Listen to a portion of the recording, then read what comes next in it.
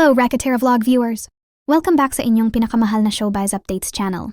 Ako po ang inyong host, at ngayong araw ay handa na ba kayong balikan ang isang era na hindi malilimutan sa mundo ng Philippine showbiz? Ito ay ang panahong tinawag na ang panahon ni Claudine Barreto, isang sandali kung kailan naging bida siya sa mga puso ng milyon-milyong manunood, mula sa maliit na screen hanggang sa sinehan, mula sa isang batang artista sa ang TV noong 1992, hanggang sa maging isa sa pinakamalaking pangalan sa industriya.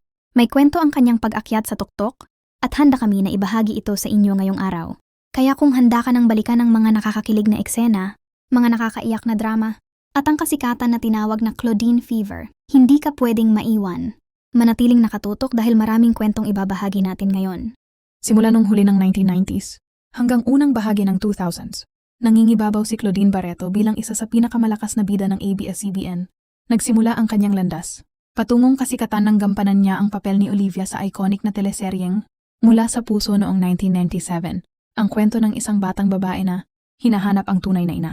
Ang programa ay naging pambansang sensasyon at ginawa siyang drama princess ng bansa. Pagkatapos noon, sunod-sunod ang kanyang mga tagumpay.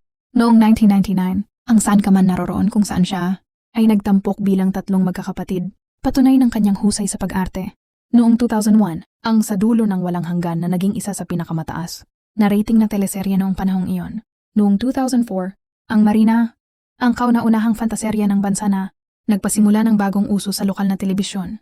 Sa pelikula naman, napatunayan niya ang kanyang husay bilang aktres.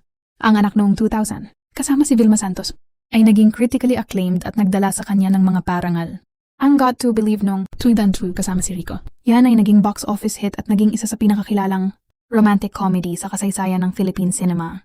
Ang Milan noong 2004 at Sukop noong 2006 ay dagdag pa sa kanyang listahan ng mga blockbuster na pelikula. Noong panahong ito, nakuha niya rin ang mga titulo tulad ng Box Office Queen noong 2003 at 2006 at naging bida sa maraming mga commercial at endorsements. Ang kanyang estilo, buhok at mga linya sa mga palabas ay kinokopya ng mga tagahanga. Talagang naging bahagi siya ng pang-araw-araw na buhay ng mga Pilipino. At yun na nga po ang kwento ng kasikatan era ni Miss Claudine Barreto, isang panahon na patunay ng kanyang husay, galing at ang pag-ibig na ibinigay sa kanya ng mga manunood. Hanggang ngayon, ang kanyang mga trabaho ay patuloy na binibigyang pugay at binabalikan ng mga tagahanga.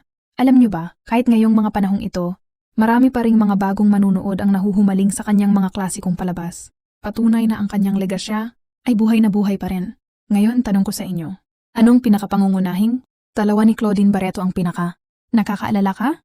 Ilagay niyo sa comment section para maibahagi natin ang ating mga alaala.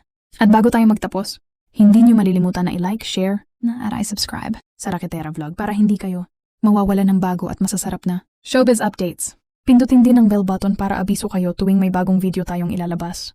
Maraming salamat po sa inyong panonood. Hanggang sa susunod na episode ng Raketera Vlog.